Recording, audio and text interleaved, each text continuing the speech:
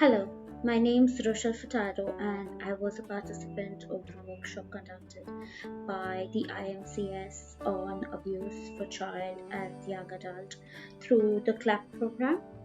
I would consider myself lucky to be a part of this program. The program was facilitated by John, which was truly enlightening. It had the perfect blend of knowledge, impartment, and application.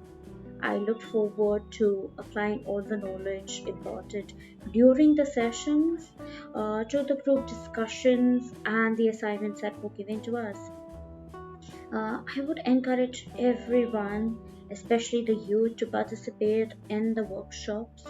The knowledge imparted is immense and absolutely practical. A big thank you to John and the IMCS for conducting these workshops.